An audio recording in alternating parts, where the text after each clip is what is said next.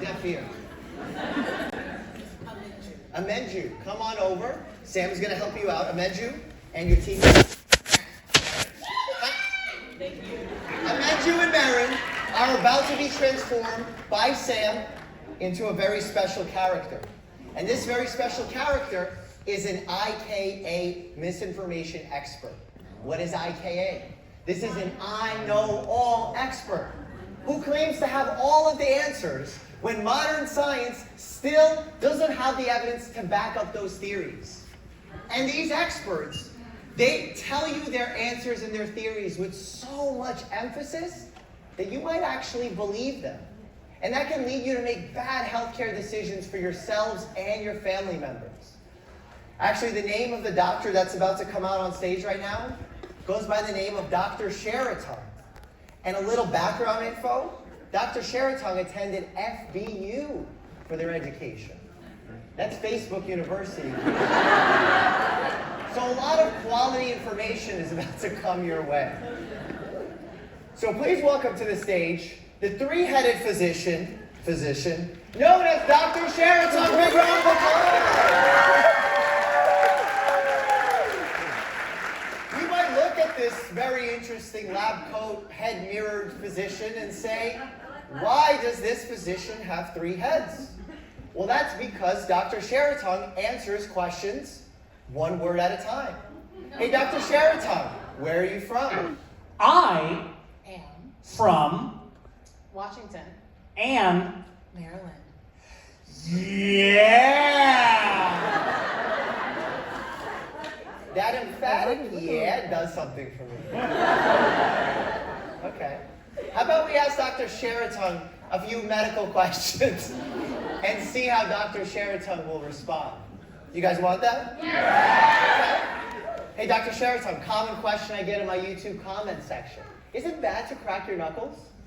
Cracking Your knuckles is very not. good. If It breaks, you may experience the worst pain ever. yeah.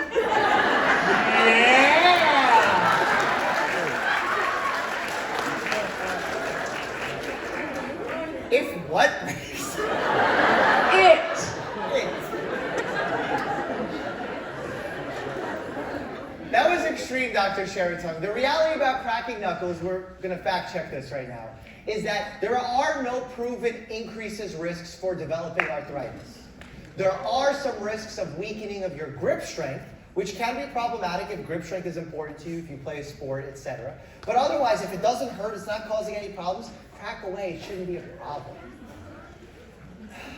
Should we give Dr. Sheraton a second chance? Yeah! All right, let's try it. Dr. Sheraton, what happens when you swallow your gum? swallowing Your gum may cause severe bloating and if you don't chew thoroughly you may die. yeah.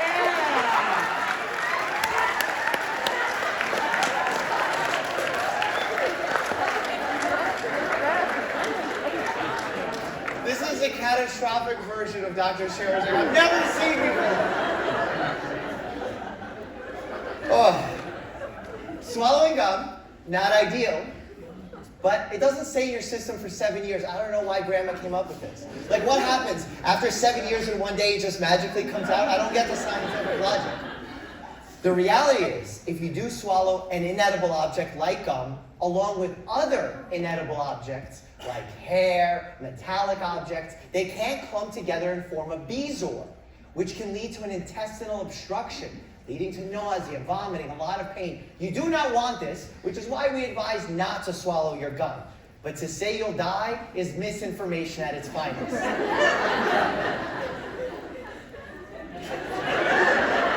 Dr. Sheraton, I have one more question for you. And then maybe we'll let the audience, if they want to ask you a question. How often should you shower daily? If You shower daily You Will. experience Extreme. isolation. And The life. of Death.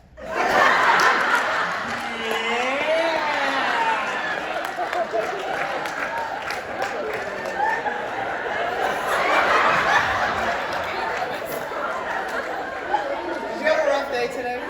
It's been a rough 24 years. Did you get kicked off a plane today too? I'm so sorry you did. I honestly, the yeah still gets me because I feel like whatever I heard was accurate. That's how the confidence gets me. That was inaccurate. The reality about how often you should shower is an individual decision. Because if, for instance, you just exercised and you're very sweaty, you need to get out of your clothes. You need to shower in order to prevent the development of fungal infections. This could be a serious problem. But over-showering carries risks as well. You could strip your skin of its essential... Oh, I shouldn't say that. Oh, no. I guess they're kind of essential too. You can strip your skin of its oils, leading to dry skin, exacerbation of conditions like psoriasis, eczema. This can lead to serious problems. That's the truth about showers, Dr. Sheraton. Not everything with death. Can we ask a question to Dr. Sheraton? Who has a question? Okay, we got a question right there. How many functions does the liver have? Dr. Sheraton, how many functions? Is it bad? I don't know the answer.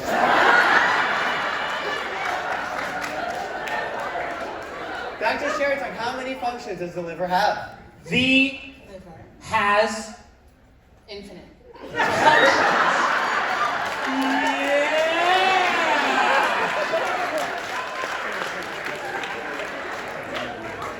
Can I just say my favorite function of the liver? Detoxification of blood, perhaps? Removal of alcohol out of our system, perhaps? Production of bile, perhaps? A little bit of that. Let's give a big round of applause to the liver. Dr. Sheraton, I know earlier before the show you asked that I share your website in case you want more information. You can just visit FBIWatchlist.gov. A lot of good info over there. And Dr. Sheraton also believes in the same approach that I follow in treating patients, which is a holistic approach. I treat the whole patient, and Dr. Sheraton treats the whole patient with essential oils. But Dr. Sheraton, you're too much misinformation for my heart to handle, so I'm going to need you to get off my stage. Thank you. Big round of applause for her!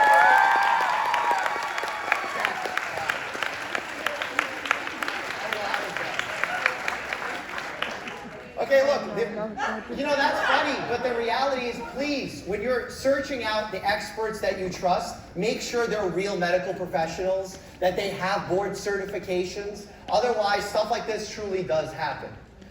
All right, Washington, D.C., what do we got here? We got the heart, we got the mouth. Do you have a stomach ache? Let's take a look.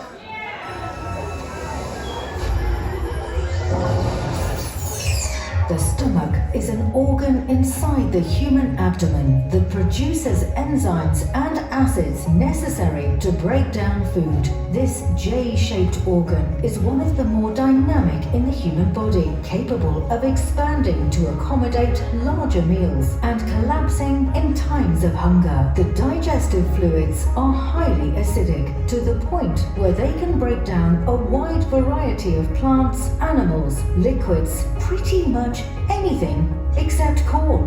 Seriously, why do some of those corns go through when they skipped the whole process? What the bloody hell, corn? Dr. Mike presents The Stomach. Fiber! British voice, it's fiber. That's why the corn sticks around. So much attitude from this one. All right, we battled some misinformation, but we need to battle the worst offenders, and it's not the IK experts. And to your surprise, it's us. We're the worst spreaders of medical misinformation. This happens when we have a cognitive bias within our minds. We learn a basic scientific concept, don't know the intricate details in between, and what do? We create those details. And you're going to see how that process happens with our next game. I need 2 volunteers. Come on. All right, one jumping in the back. Come on up. Renee, come on up. Okay. We know Renee. Renee will go to Sam. Sam will teach you what's going on. What's your name? JS? JS. JS. Initials only. I love it. Nobody Anonymity. can spell my name. Okay. JS, I just spelled it. No, that's my nickname. Nobody can spell it. Okay. All right, well, Sam is going to help you figure out, JS. Have you ever heard of the game telephone? What happens in the game of telephone? So this is medical telephone, where I'm going to give a very basic explanation of a very common condition that happens with the stomach. And while one person is going to initially hear my explanation of said condition, they will then have to repeat it to the person who is not listening with noise-canceling headphones. Well, we'll take those off. And then they will have to repeat it to the next person, who will finally have to repeat it back to me. What I presume will happen is some misinformation will be born. Renee, you want to go first? Okay. Make a big round of applause for Renee. Renee, come over here. Okay. Pressure's on? Yeah. 1 to 10? Like 10. Do you want to steal the mic from me? What's happening? No, it's my mic! I have the memory of a walnut, so I don't think this is going to go very well. Okay, well, I'm going to see, maybe, because people say I'm a decent teacher online, so let's see if that holds true. Okay. Have you ever heard of acid reflux? Yes. Okay, perfect. Did you experience it? No, I'm a nutrition and dietetics major, so I learned about it. Okay, so this should go rather swimmingly. The definition: acid reflux disease, aka GERD, is where stomach acid flows back into the esophagus. How it works: GERD is caused by a weak sphincter allowing leakage into the esophagus. Consequences: this can lead to Barrett's esophagus, which increases cancer risk. Say it. I totally wasn't paying attention.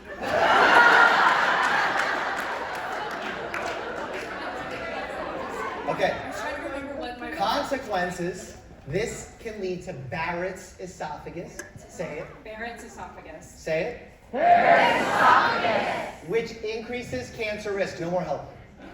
Which increases cancer risk. Look at that. The treatment can be from lifestyle changes to taking medications like proton pump inhibitors. That's right. Okay. Still confident? No. Okay. They can't hear us.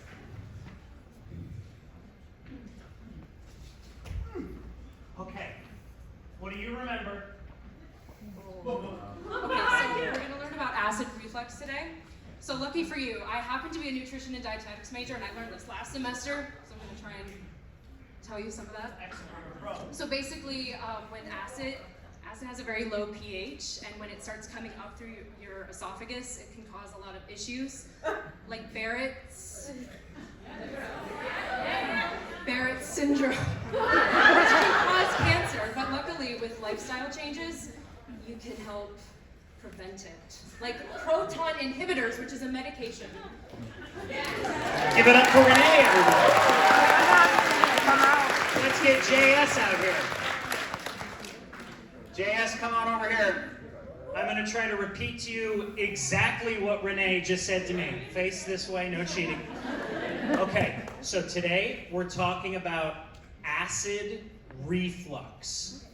Now, Renee knows a lot about this because she is going to some sort of nursing program. So she's going to explain this to you in the most simple way possible. You're going to be able to remember. But I'm going to be doing it because she told it to me. Acid reflux is when there's acid in your stomach that has a low pH that causes burning in your esophagus. This can lead to Barrett's esophagus, or cancer, and it can be treated with proton inhibitors. Any questions? What's a proton inhibitor? I don't know. Let's bring Mike back out here. JS, you can stand right here, face out that way. And you're going to re-explain what you just learned to Dr. Mike.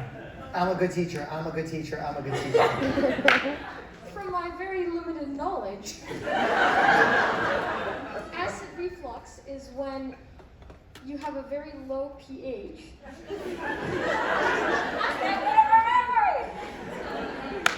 Which then causes burning in your stomach, which can lead to cancer. We just turned it into WebMD. And it's treated by proton inhibitors.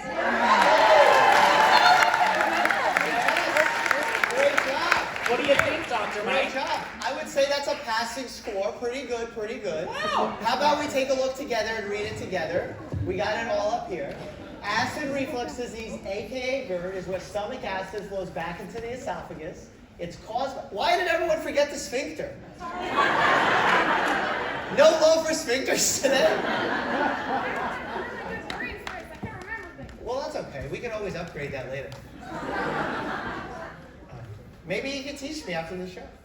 This can lead to Barrett's esophagus, which increases cancer risk. That's the cancer risk. Treatment can be lifestyle changes or taking medications like proton pump inhibitors, which pump out protons. Good job, I think, everybody. All right? I think this is a lesson to all of us that when Uncle Joe starts spitting a little bit of nonsense at Thanksgiving dinner, we should have our warning flags up. Right? JS, do you agree? Renee, do you agree? No? Okay. I tried. Thank you so much for participating. Huge round of applause for JS.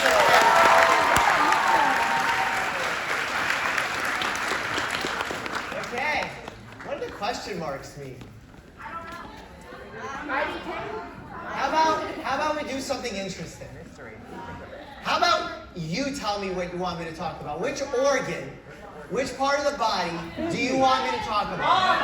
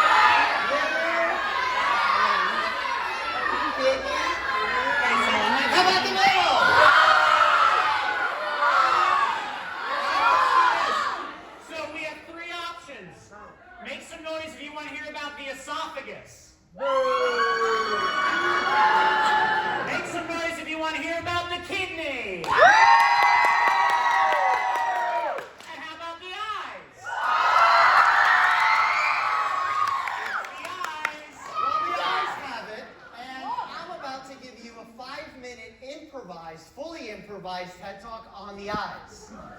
But to make it even more challenging, as if that wasn't challenging enough, I will have images randomly flash behind me.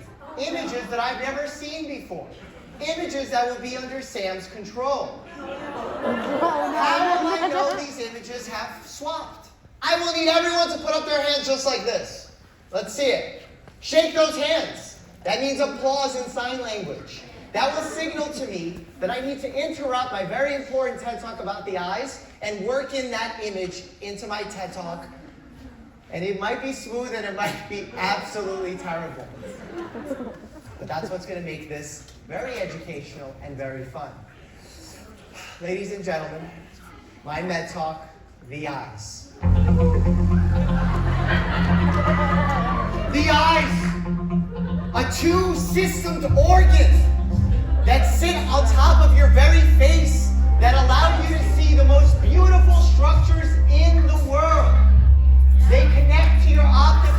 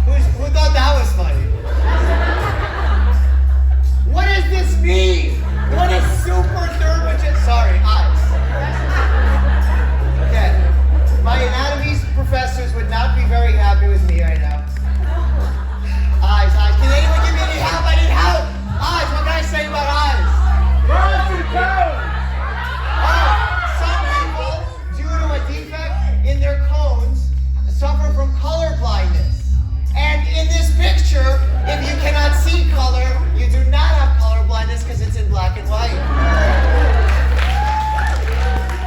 The eyes allow you to see the Statue of Liberty, which is a beautiful, beautiful monument.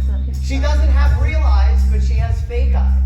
And these real eyes realize. Much like my good friend who plays poker.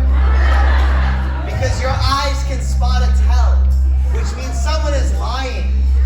Like these nasty little penguins. I know what you're up to, penguin. Oh man, this is so hard. Ladies and gentlemen, the world of the eye is complex, it's magical, it's beautiful, but it allows us to see the world.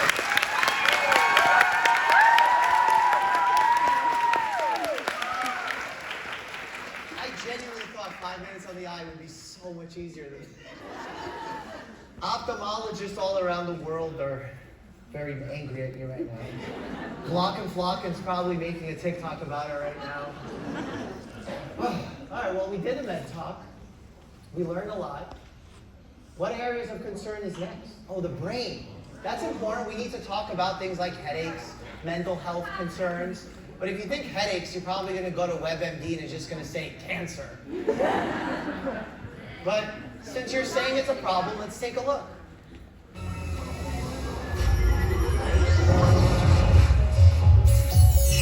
The brain is the most complex system in the known universe, responsible for controlling the function of every component and process within the body. The human brain is the most advanced and powerful in the animal kingdom, having evolved significantly over millennia to allow for nuanced functions such as development of personality, perception of time, and inability to remember where you put your keys.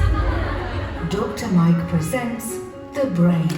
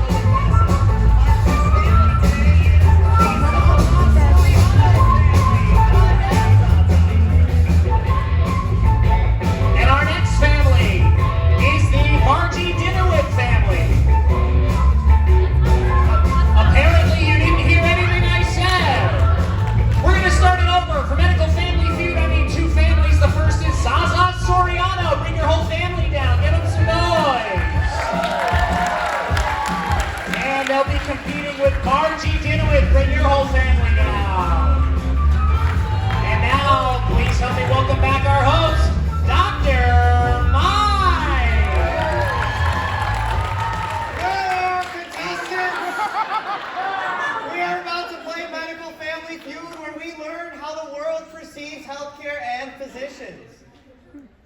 Are you feuding already? Let's get the families we call. The whole families that are here. It's the Patreon people? As a family? The group on the form you said you came with. Come on down. Okay, we have a team here. There's one team.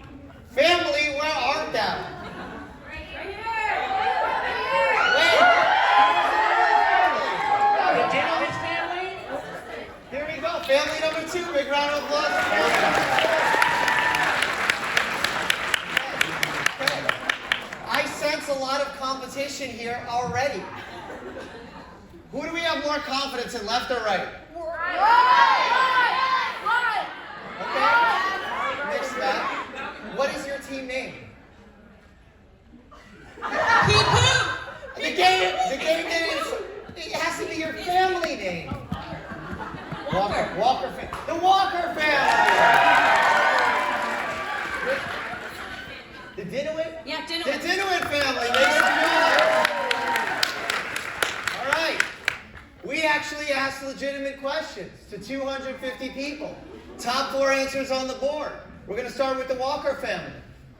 First question. What is something you never want to hear your doctor say? Top 4 answers on the board. Oh no. Oh no! Wait, is that your answer? Oh no! All right, good job. Oops. is something you never want to hear your doctor say? Dot. Are doctors not allowed to be uncertain sometimes? I have a whole thing on I don't know. It's okay. Okay. Name? Zaza. Zaza. You hype? Am I what? Hype? Yeah. Hype? Sorry, the mustache sometimes. Yeah. What is something you never want to hear your doctor say? You're dying! I need to know what these answers are. Number 4. Would you like the good news or the bad news? That implies there is bad news. Number 3. Ew! That's one judgmental doctor. Number 1, top answer. Well, according to that's like asking Dr. Sheraton an answer. Okay, Sam, give us the score. 1-0. To review the rules of the game, for each one you get right, you get 1 point. If you get all 4 right, you get a bonus point. You get 1 wrong, it flips to the other team. We only get 1 shot at this, 1 opportunity. Make it count. I'm really serious about this hosting stuff. I feel like it's in my future. How about I give you a shot? Why don't you yell at me? What's your name? Kristen. Kristen, welcome to the magical world of Medical Family Feud. We asked 250 people, what is the worst part about going to see your doctor? The waiting. The waiting! Okay!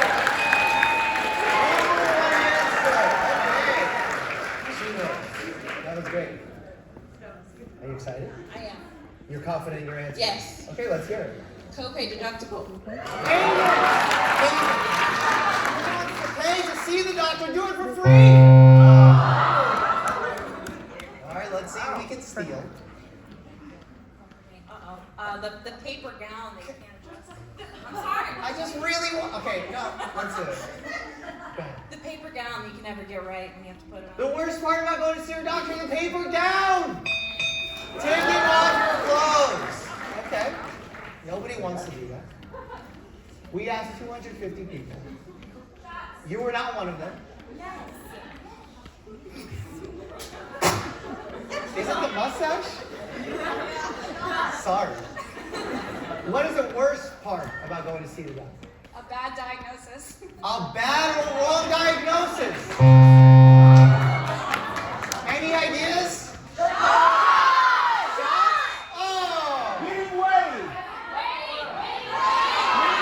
Number 2. Getting a pap smear. You disagree with the 250 people who completed this game. Sam, score update. 2-1. Okay. Big round of applause for competition. Okay. Help me remember who's next. You're next. Okay, let's hope you're not going to be mean to me this time. Who is the most famous doctor you know, other than me?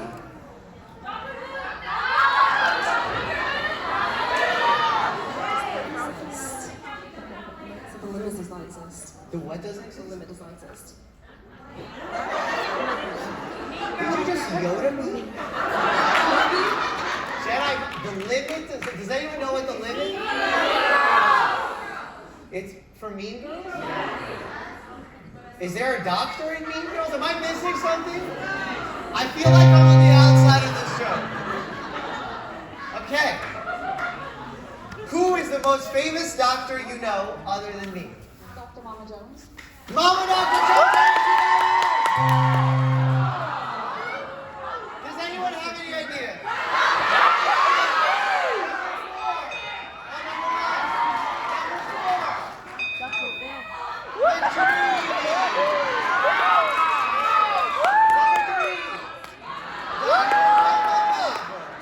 I know you watch Dr. Pimblebop. No, never. The limit does not exist. Number 2.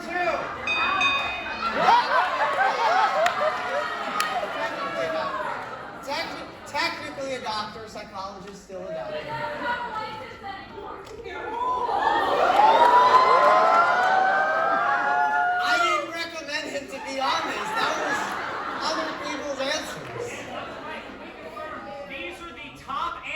from the 250 people we polled. So they're subjective, but that's what they Hold on a gave. second, I'm gonna run this back really quickly. We asked 250 people. Top 4 answers are on the board. Okay. I don't even know who the people were. We're being so judgmental. Okay. What's something you might do in front of a doctor, but not do in public?